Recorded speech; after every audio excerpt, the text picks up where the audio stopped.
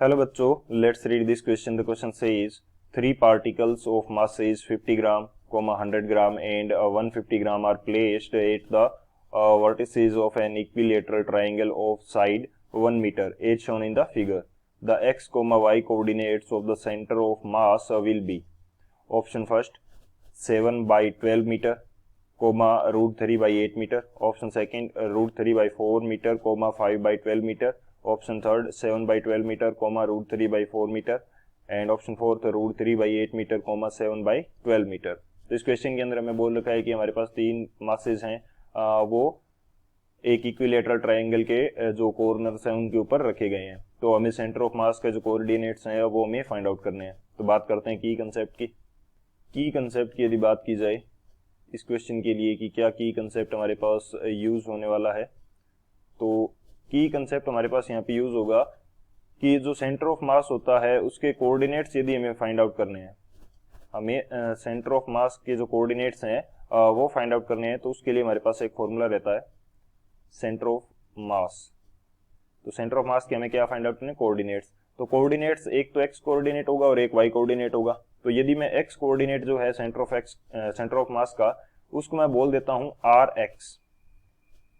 X. और जो हमारे पास पार्टिकल्स हैं, तीन पार्टिकल हैं, उनकी एक्स एक्सिस से डिस्टेंस को मैंने क्या बोल दिया, x1, x2 एंड x3 बोल दिया.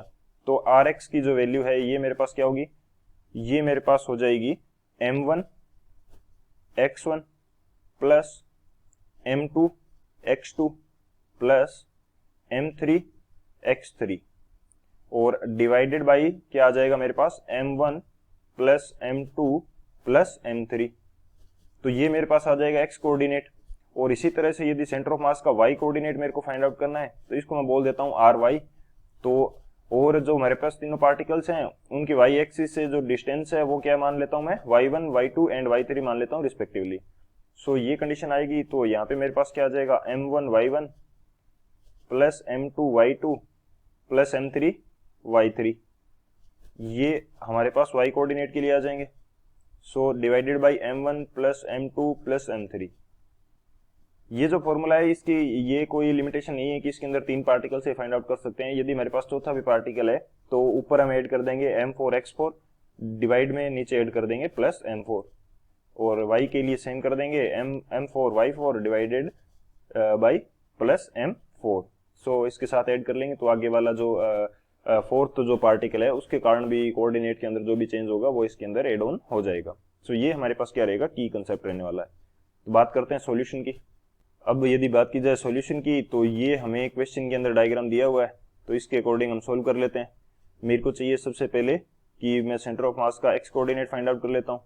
सो m1 की वैल्यू मेरे पास कितनी है, 50 ग्राम है. मैं सारी वैल्यूज ग्राम में लेके चलूंगा ताकि मेरे पास जो वैल्यू है वो करेक्ट, जो सेम कह सकते हैं कि यूनिट के अंदर होंगी तो एक्यूरेट वैल्यू हमारे पास आएगी. सो m1 है तो इसका x कोऑर्डिनेट क्या है, 0 है. तो 50 इंटू x1 क्या हो जाएगा, 0 हो जाएगा. ये आ गया मेरे पास m1 प्लस x1. इसी तरह से m2 x2 करूंगा तो m2 की वैल्यू कितनी है, 100 ग्राम है. और इसकी जो x कोऑर्डिनेट की वैल्यू है वो कितनी है मेरे पास, ये है 1 मीटर के ऊपर. तो ये हमारा सेंटर है या कह सकते हैं कि कॉमन पॉइंट है जिसके कोऑर्डिनेट 0,0 है. तो इसका x डायरेक्शन के अंदर कौन सा कंपोनेंट है, ये हमारे पास x कोऑर्डिनेट हो गया. तो x कोऑर्डिनेट के अंदर कितनी डिस्टेंस पे है, 1 मीटर पे के ऊपर. तो ये हो जाएगा 1 मीटर. प्लस x3 की यदि बात करें, सॉरी m3 की यदि बात करें तो उसकी वैल्यू है 150 और उसका x कोऑर्डिनेट कितना है, उसका x कोऑर्डिनेट हो जाएगा ये डिस्टेंस. तो ये कितनी हो जाएगी, 0.5 मीटर. सो ये मेरे पास आ गई 0.5. डिवाइड करना है मेरे को किस चीज़ का, इनके जो मासेज हैं उनको एड डाउन करना है. तो ये हो जाएगा 50 प्लस 100 प्लस 150, ये हो गया. अब इसको जैसे ही मैं सोल्व करूंगा तो आर एक्स की जो वैल्यू है ये मेरे पास कितनी आने वाली है, आर एक्स की वैल्यू मेरे पास आ जाएगी, ये तो पूरी वैल्यू 0 हो गई, ऊपर बचेगा मेरे पास 100 प्लस 150 इंटू 0.5 यानी कि 75 आ जाएगा. और नीचे जो वैल्यू है ये मेरे पास आ जाएगी 300. तो जैसे इसको सोल्व करेंगे तो ये आएगा मेरे पास 7/12 मीटर. ये कंडीशन आ गई, यानी कि एक्स कोऑर्डिनेट आ गया सेंटर ऑफ मास का. सेकेंडली मैं वाई कोऑर्डिनेट फाइंड आउट करता हूँ. तो वाई कोऑर्डिनेट फाइंड आउट करूंगा तो फर्स्ट जो m1 है इनटू y1, तो y1 भी इसका लिए तो 0 ही है. तो ये 0 आ गया, प्लस 100 सेकंड के लिए 100, और इसके लिए y2 की वैल्यू कितनी है, ये भी इसका भी y डायरेक्शन के अंदर कोई इसकी डिस्टेंस नहीं है, ओनली x डायरेक्शन के अंदर है, तो ये इसका 0 आ गया, प्लस m3 मेरे पास क्या है 150, और इसकी जो y डायरेक्शन है उसके अंदर डिस्टेंस कितनी है वो मेरे को फाइंड आउट